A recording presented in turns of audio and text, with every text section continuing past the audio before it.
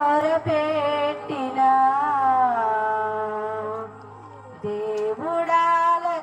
దేవుడాలకించకుండునా సహనముతో కనిపెట్టినా సమాధానమివ్వకుండునా సృష్టికర్త అయిన ప్రభువుకు మన అక్కర తెలియకుండునా సృష్టికర్త అయిన ప్రభువుకు మన అక్కర తెలియకుండునా సరి అయిన సమయానికి దయచేయక ఊరకుండునా సరి అయిన సమయానికి దయచేయక ఊరకుండునా జీవము గల దేవుడు మౌనముగా నుండునా జీవము గల దేవుడు మౌనముగా నుండునా తన పిల్లల కాయనా మేలు చేయకుండునా తన పిల్లల కాయనా మేలు చేయకుండునా నిజముగా మొరపెట్టినా దేవుడాలకించకుండునా పరలోక తండ్రిని అడిగినా మంచి బులియకుండునా పరలోక తండ్రిని అడిగినా మంచి బులియకుండునా కరములెత్తి ప్రార్థించినా దీవెనలు కురియకుండునా కరములెత్తి ప్రార్థించినా దీవెనలు కురియకుండునా జీవము గల దేవుడు మౌనముగా నుండునా జీవము గల దేవుడు మౌనముగా నుండునా తన పిల్లల కాయనా మేలు చేయకుండునా తన పిల్లల కాయనా మేలు చేయకుండునా నిజముగా మొరపెట్టినా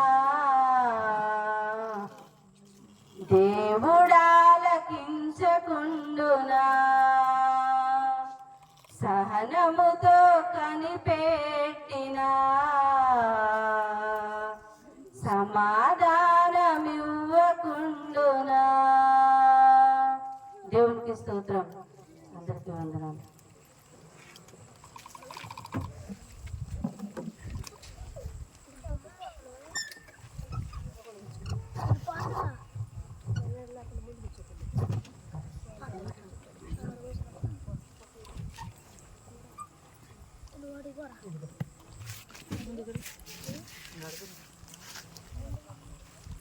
పరిశుద్ధ గ్రంథము నుండి దేవుడు మనకు నేర్పించినటువంటి అనేక సందర్భాలు ఉన్నాయి. వాటిల్లో ఈరోజు మనం ఒక సందర్భాన్ని జ్ఞాపకం చేసుకుందాం.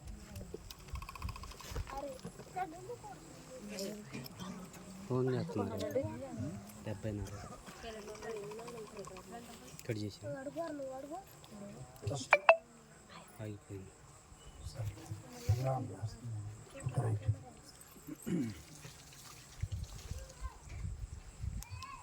ముందుగా మన తండ్రి అయిన దేవునికి కృతజ్ఞత స్తోత్రములు చెల్లిస్తా ఉన్నాను. అలాగే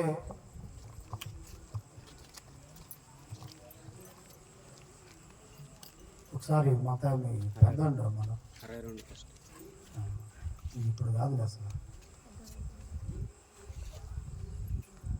పెద్ద అక్కడ నిలబడము ఇక్కడ వీడియో వీడియో కనపడుతుంది చూడు అక్కడ నుండి అక్కడ నిలబడు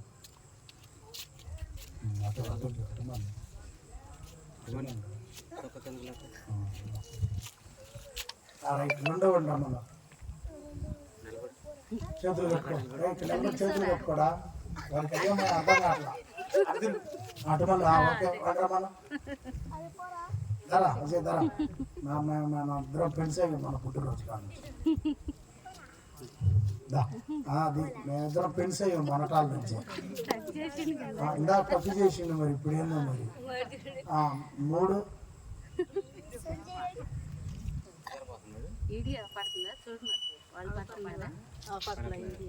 మరి ఆడేడు పోయిండు ఆ పిల్లల్ని కూడా చేస్తారండి నిద్రపోతుండా లేచాడమ్మా రైట్ ఓకే సరే తీస్తారమ్మా రామ్మా నువ్వు కూడా రారా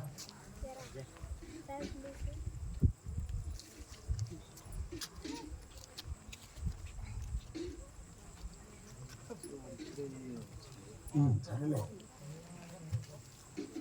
బా ఇక్కడ బా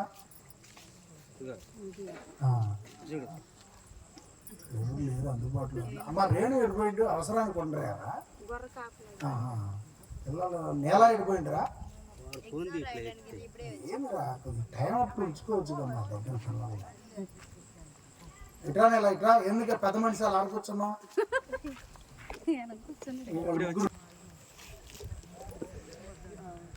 రైట్ కనపడుతున్నారుగా నుంచోండా రైట్ ఓకే వెరీ గుడ్ నేను ఇప్పుడు టక్కులు ఇప్పుడు ఉంది కానీ ఇందాక నేను వచ్చినప్పుడు బ్రహ్మాండంగా టక్కులు చేసి అడ్జోండా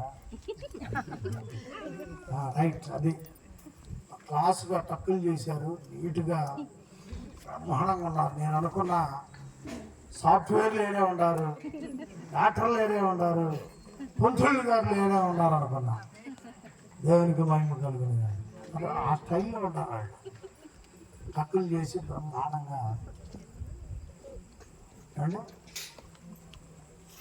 పెద్ద పెద్ద ఎంప్లాయీస్ పిల్లలైనా దేవుని నమ్మిన పిల్లలు కూడా మంచి టక్కులు చేసి నీట్గా ఉన్నారు దేవుని పనిలో ఎంత జాగ్రత్తగా ఉంచితే అంత మంచిది పిల్లల్లో దేవుడు ఇవ్వటం గొప్ప కార్యం అయితే ఆ పిల్లల్ని దేవుని పనిలో ఉంచడం చాలా ఉన్నతమైనటువంటి గొప్ప కార్యం కాబట్టి వారిని బట్టి దేవుని స్తోత్రములు చెల్లిస్తాం రైట్ వెరీ గుడ్ రైట్ దేవుని మాటలు చూద్దాం ఎందుకంటే 9:30 కల్లా ప్రార్థన ముగించబడుతుంది మీరు ఆ విషయాన్ని జ్ఞాపకం చేసుకోండి ప్రియమైనటువంటి తోటి దేవుని పిల్లలైన వారందరికీ కూడా వందనములు చెల్లిస్తా ఉన్నాను అలాగే ప్రార్థన కోరిక ఏర్పాటు చేసిన సోదరుడి కుటుంబానికి వందనములు తెలియజేస్తా ఉన్నాను దేవుని పిల్లలారా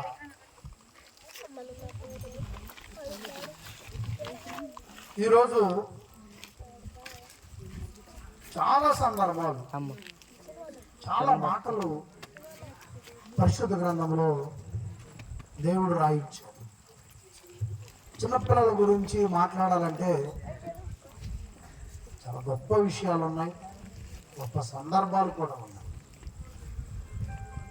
కాబట్టి ప్రియమైనటువంటి దేవుని పిల్లలరా దేవుడు పిల్లల గురించి చెప్పాడు బాలుని నడపవలసిన త్రోవను నడిపితే వాడు పెద్దవాళ్ళైనా అలాగే చిన్నపిల్లల గురించి మనము పరిశుద్ధ గ్రంథంలో చూస్తే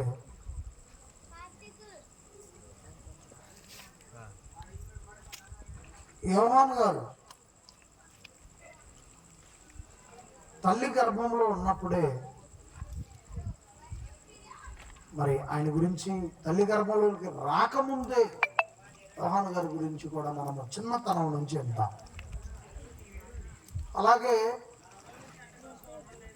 సంసోన్ గారి గురించి కూడా చిన్నతనము నుంచే తల్లి గర్భంలో నుండే ఆయన గురించినటువంటి సందర్భం పరిశుద్ధ గ్రంథంలో ఉన్నది. ఇక యేసుక్రీస్తు వారి గురించి అయితే యేసు ప్రభువారు పరలోకములో ఉన్నప్పుడే తండ్రి దగ్గర వాక్యముగా పరలోకములో ఉన్నప్పుడే భూలోకములో ఆయన గురించి ఏం జరుగుద్దో కొంతమంది జీవితం ఆ సందర్భాన్ని బట్టి అక్కడున్న పరిస్థితులను బట్టి వారి జీవితం గురించి చెప్పి రాయించాడు దేవుడు. కానీ యేసుక్రీస్తు వారి జీవితం గురించి అయితే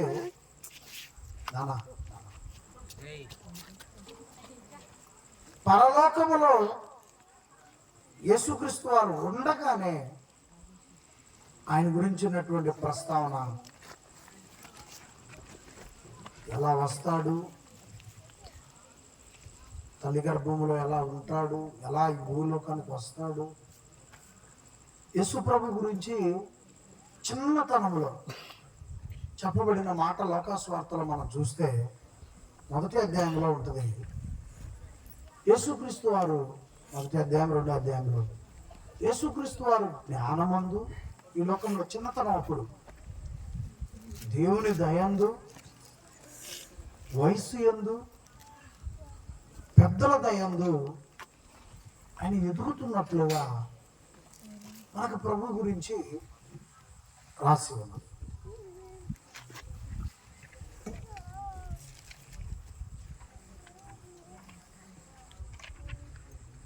అలాగే ఏశావు యాకోబు గారుల గురించి కూడా, వారిద్దరు కవల పిల్లలు, తల్లి గర్భములో నుండి వాళ్ళు ఎలా ఈ లోకానికి వచ్చారు అన్నది కూడా మనము చూస్తాం. వాళ్ళిద్దరూ తల్లి గర్భం నుంచి వచ్చేటప్పుడు ఒకరు ముందు వస్తున్నటువంటి ఆ వ్యక్తిని కాలు మడెం పట్టుకొని వచ్చినట్లుగా చాలా సూపర్గా ఉంటాయి ఈ సందర్భాలు.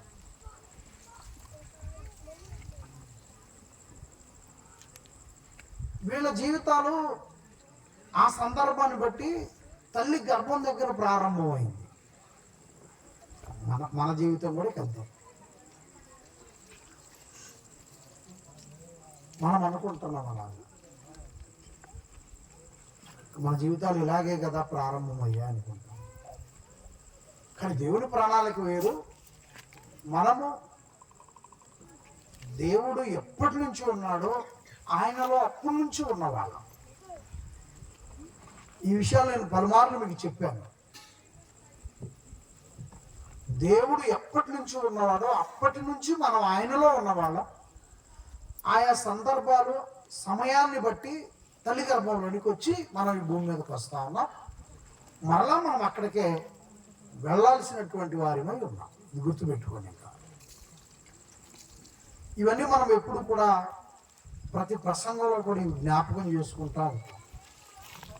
కానీ ఆదాము గారి జీవితం తల్లి గర్భం దగ్గర ప్రారంభం అవ్వలేదు, భూమి యొక్క గర్భంలో ప్రారంభమైంది ఆదాము గారి జీవితం.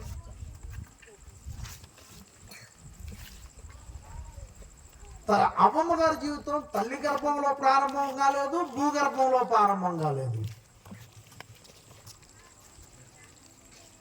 ఆమె జీవితం, ఆ తల్లి జీవితం అసలు నిజంగా అద్భుతం అండి, ఆశ్చర్యం. దేవుడు అలా ఆ విధంగా నిర్మించాడు. ఆమె గురించి మాంసం తీశాడు, వెముకలు తీశాడు. దేవుడు నిర్మించి ఆదాం నిద్ర లేపాడు. ఆదాం గారిని నిద్ర లేపి ఆయన నిద్ర లేపిన తర్వాత ఎదురుగా నిలబెట్టేశాడు ఆమె. మీరు ఒక్కొక్క సందర్భాన్ని జ్ఞాపకం చేసుకోండి. మన బ్రతుకులు మనకంటే ముందున్నటువంటి కొంతమంది జీవితాలు తల్లి గర్భం దగ్గర ప్రారంభమవుతున్నాయి ఈ లోకానికి రావటానికి. ఇక ముందుకు వెళ్తే ఆదాం గారి జీవితం తల్లి గర్భం నుంచి ప్రారంభం అవ్వలేదు, దేవుడు భూగర్భం నుంచి తీశాడు. అవ్వమ్మ గారి జీవితం తల్లి గర్భం కాదు, భూగర్భం కాదు.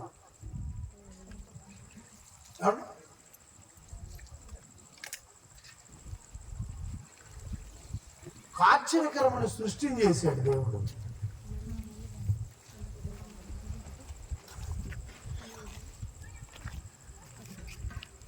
ఇలా మనం ఆలోచిస్తే ప్రేమ వల్ల ఏదేమైనా ఈ జీవితంలో పిల్లలు అనేటువంటిది మంచి ప్రాధాన్యత అయినటువంటి సందర్భం అయింది. పిల్లలు లేని జీవితం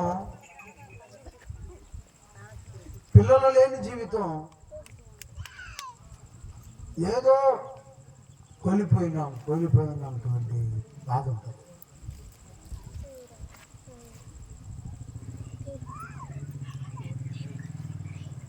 అంతరిక్షంలోకి వెళ్ళినటువంటి సునీత గారు 8 రోజుల కోసమని వెళ్ళి 9వ రోజు ఇంటికి రావాలి. ఈ భూమి నుంచి 400 కిలోమీటర్ల పైకి వెళ్ళిందంట ఆమె. ఆమెతో పాటు ఇంకొక సోదరుడు కూడా ఉన్నారు, ఆయన ప్రభువుని నమ్మిన వ్యక్తి.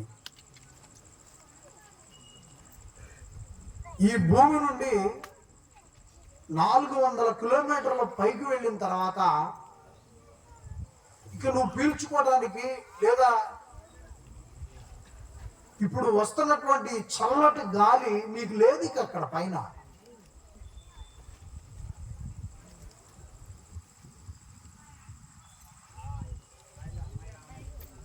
అలాగే ఈ భూమి అడుగు భాగంలోనికి వెళ్ళే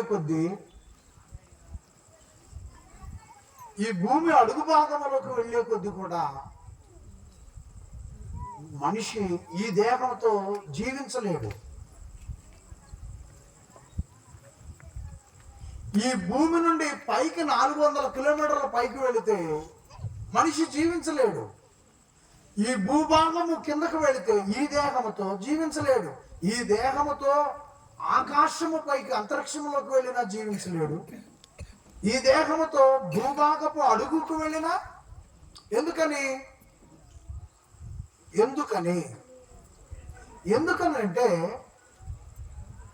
ఈ ఆకాశము నుండి ఈ నేల నుండి ఈ ఆకాశములోనికి దేవుడు గాలి కొన్ని కిలోమీటర్ల పరిమితిని పెట్టాడు.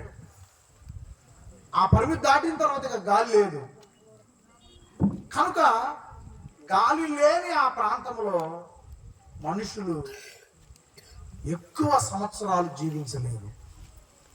9 నెలలు ఉందామా అక్కడ ఆ సునీత గారు. జాగ్రత్త గమనించండి.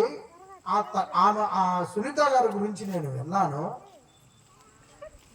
ఆమె అంతరిక్షంలోనికి వెళ్ళి అంతరిక్షం గురించి భూమి మీద ఉన్నప్పుడు తెలుసుకొని అంతరిక్షములో ఉన్నప్పుడు అంతరిక్షము గురించి తెలుసుకొని అంతరిక్షము గురించినటువంటి సమాచారమును ఈ భూమి మీదకు పంపించాలని ఆమె యొక్క ఆశ ఉన్నదట. యవన కాలంలో ఆమె యొక్క ఆశ ఏంటంటే, చాలా మంది గుండె గురించి చదువుతారు, చాలా మంది మన దేహంలో ఉన్న ఒక్కొక్క అవయవాన్ని గురించి చదువుతారు, తెలుసుకుంటారు, ఇక్కడే సేవ చేస్తారు.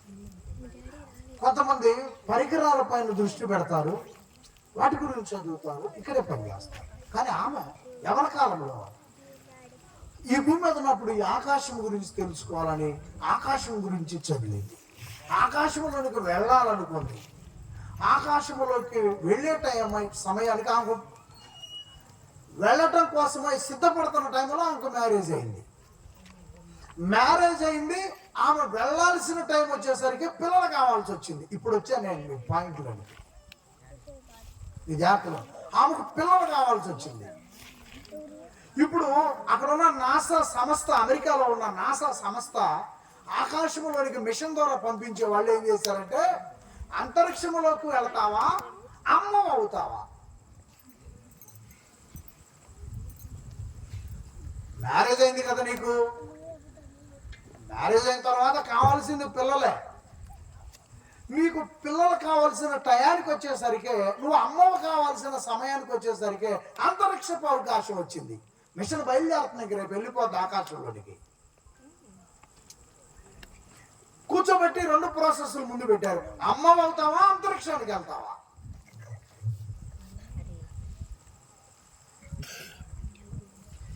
అప్పుడు ఆమె అక్కడున్న అధికారులకు చెప్పింది, నా భర్త ద్వారా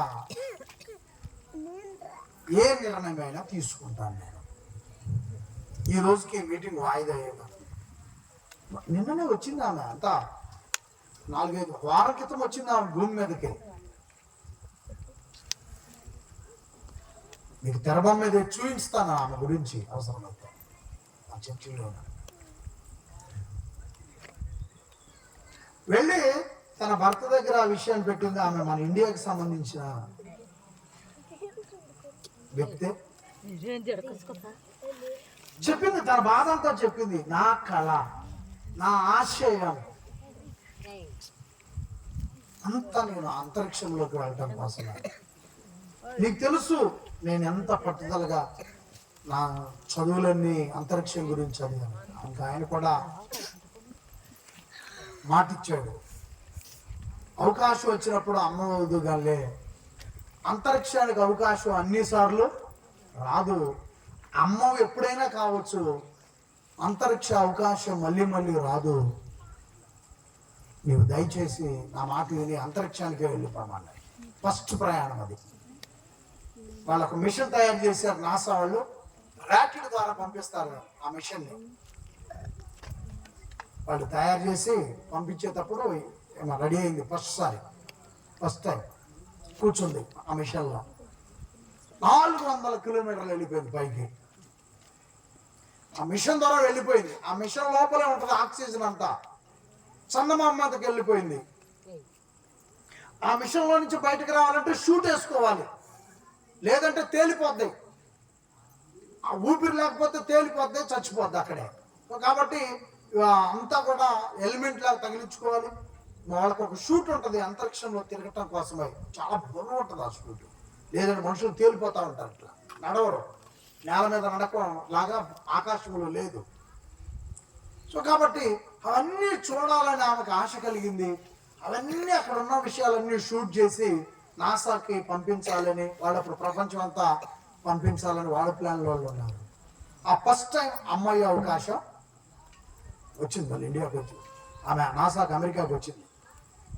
ఆ ఫస్ట్ టైం అవకాశం పోయి రెండవసారి మళ్ళీ ఈమె అమ్మ కావాలనుకుంటుంది. అమ్మ కావాలనుకుంటున్న టైంలో రెండోసారి మరలా అంతరిక్ష ప్రయాణం అవకాశం వచ్చింది. సునీత పోయినసారి పైకి వెళ్ళి చాలా మంచిగా చాలా విషయాలు చెప్పింది, చాలా మంచి సంగతులు వివరించింది. ఆమె అయితే అనుభవం కలిగింది. సక్సెస్ఫుల్గా మనకి ఈ జర్నీ పూర్తి. మళ్ళీ అమ్మ అవుతావా, అంతరిక్షానికి వెళ్తావా? మళ్ళీ వాయిదా వేసుకుంది.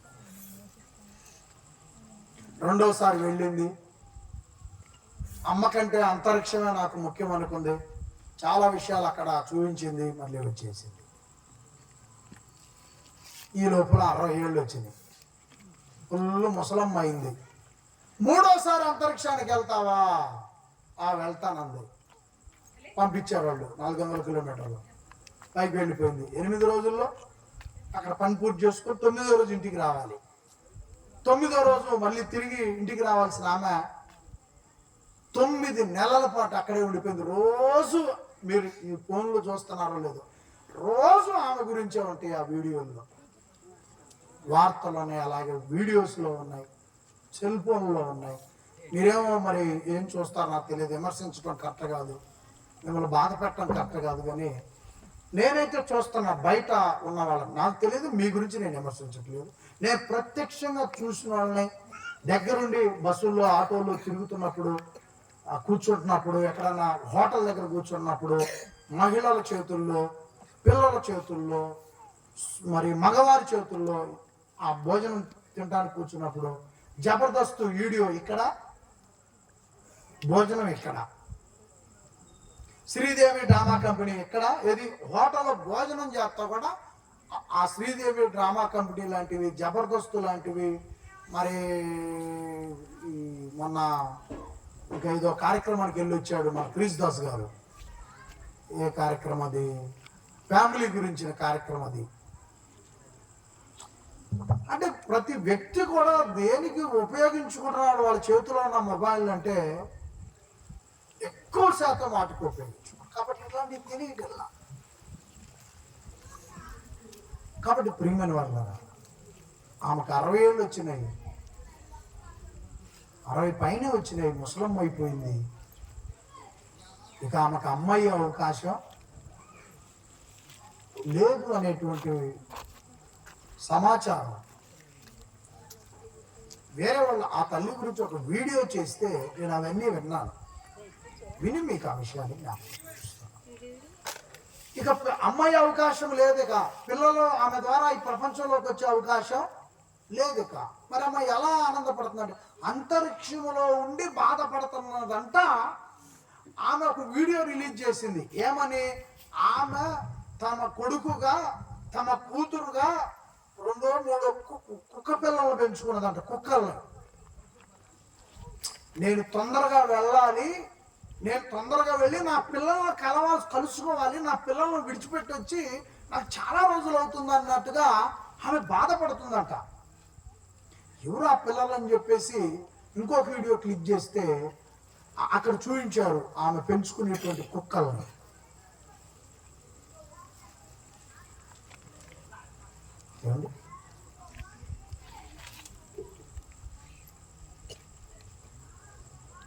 ఒకసారి ఆలోచించండి, ఈ భూమి మీద చాలా సందర్భాలలో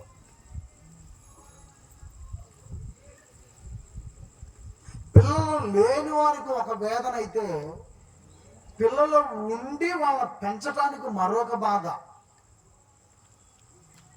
కొన్నిసార్లు వాళ్ళు నవ్వినా మనకు నచ్చదు, కొన్నిసార్లు వాళ్ళు ఏదైనా అల్లరి చేసినా మనకు నచ్చదు. అలాంటి సిచ్యువేషన్ అది. లేని వాళ్ళేమో లేక బాధపడుతున్నారు, ఉన్నవాళ్ళేమో పెంచలేక బాధపడుతున్నారు. కాబట్టి మనమంతా కూడా అర్థం చేసుకోవాలి, ఇది దేవుని ప్రణాళిక, దేవుని యొక్క ఉద్దేశం ఇది.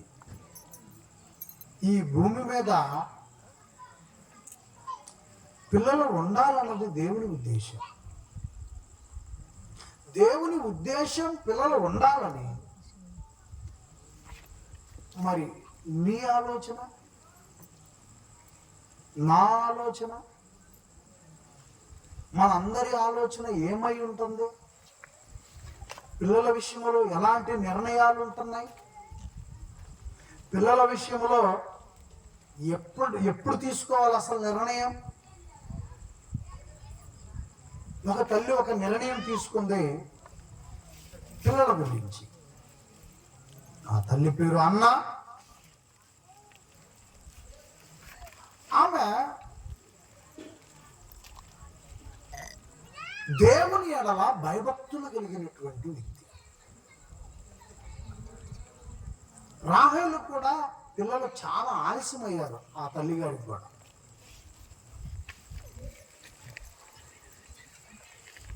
ఆలస్యమైన తర్వాత కలిగిన వారే, చాలా ఆలస్యముగా కలిగిన వారే యోసేపు, బెన్యామీను.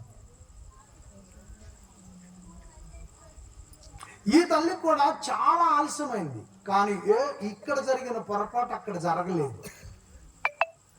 ఇక్కడ ఒక పొరపాటు జరిగింది. బైబిల్ పరిశుద్ధ గ్రంథం పొరపాటు అంటే పొరపాటు అని చెప్తుంది. దేవుడు తప్పు చేయలేదు, దేవుడు తప్పు చేయడు, ఆయన గురించి తప్పుగా లేదు. ఆయనను వెంబడించేటువంటి భక్తులు చేసిన తప్పులే. భక్తులు చేసినటువంటి గొప్ప కార్యాలే చెప్పాడు, భక్తులు చేసిన తప్పులే దాచిపెట్టకుండా చెప్పాడు గొప్ప దేవుడైనా. మనము ఇక్కడ ఈ సందర్భంలో పొరపాటు ఉంది అని ఒకవేళ మనం అనుకుంటే, ఈ విషయం తెలియనటువంటి వారేమో, ఈ సందర్భం తెలియనటువంటి వారు, ఈ గ్రంథం పూర్తిగా అర్థం చేసుకోలేని వారు, ఇష్టపడని వారు ఇంకొక విధముగా ఇదే ప్రసంగాన్ని మరొక విధముగా వాళ్ళు అప్లోడ్ చేస్తున్నారు వీడియోని. సరే, ఇంకది వాళ్ళ విజ్ఞతకి వదిలేస్తున్నా. మనం చెప్పుకోవాల్సిన సందర్భాన్ని మనం చెప్పుకోవాలి. ఇక్కడ ఏం జరిగింది పొరపాటు? యేసోబు గారి జీవితంలో జరగని పొరపాటు ఎల్కానా గారి జీవితంలో జరిగింది.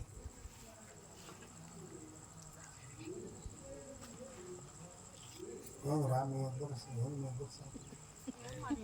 మాకు ఆకలి అవుతుంది రా, మా ప్రాణం లేదు, మాకు ఆకలి అవుతుంది. మేము ప్రసంగం చెప్పి తొందరగా ముగిస్తాం, జాగ్రత్త వినండి. ఎవరి జీవితంలో పొరపాటు జరగలేదు, ఎవరి జీవితంలో జరిగింది. యేసోబు గారి జీవితంలో పొరపాటు జరగలేదు, ఎల్కానా గారి జీవితంలో జరిగింది. ఎల్కానా గారు ఏం చేశారంటే,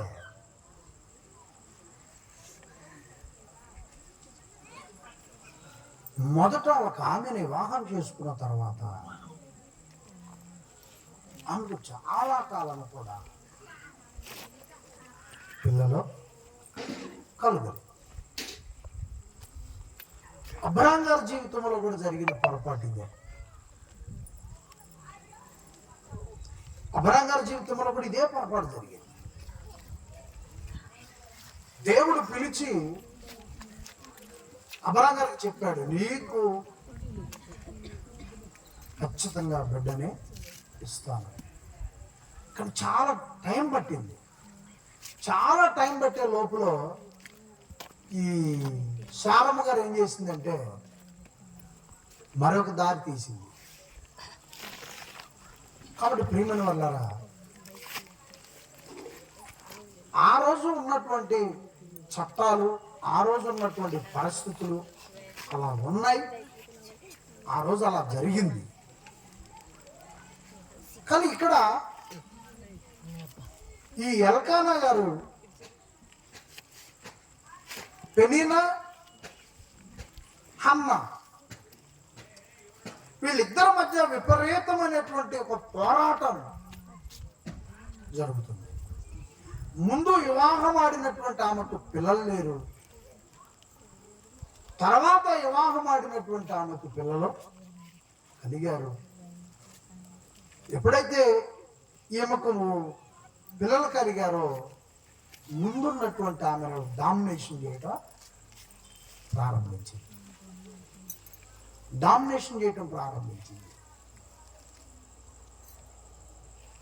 ఏమండి, ఇది మెయిన్ కథ అనుకోండి, ఇంటికి మెయిన్ కథ అనుకోండి. ఇది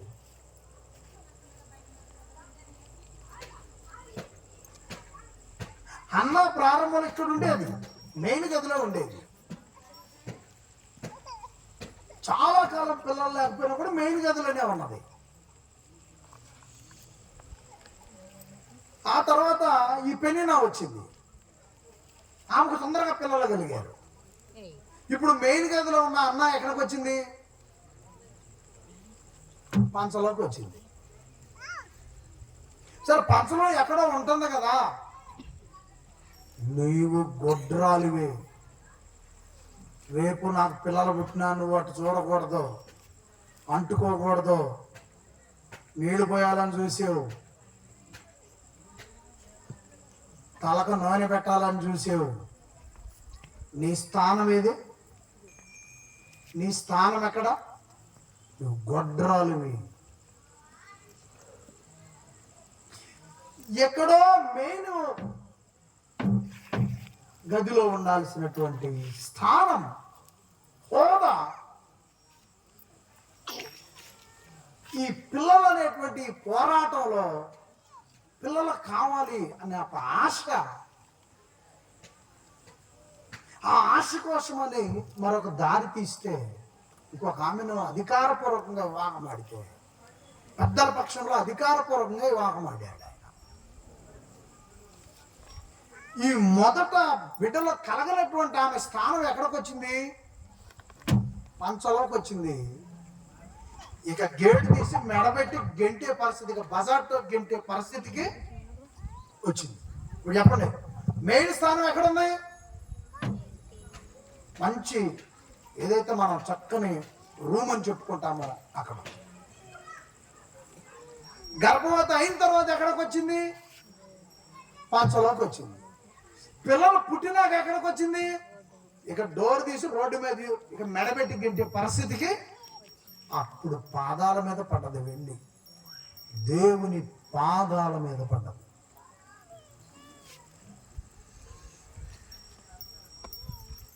దేవుని పాదాల మీద పడ్డది. బజార్తో పట్టడం కంటే ఇంకా ఆలోచించింది.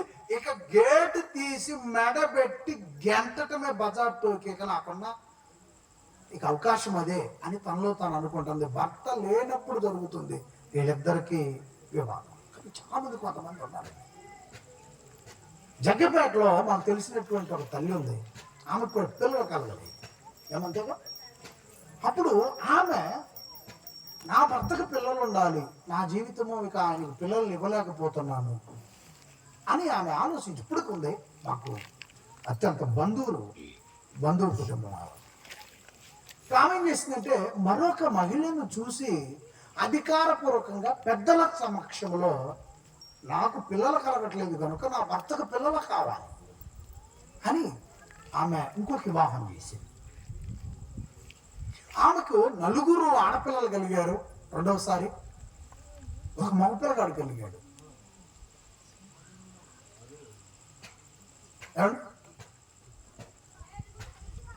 ఇప్పటికీ కూడా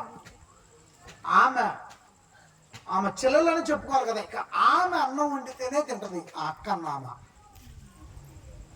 ఆమె లేని, ఈ చెల్లెలు లేని ఒక్క పూట కూడా ఆమె గడపదండి. భర్త చనిపోయాడు.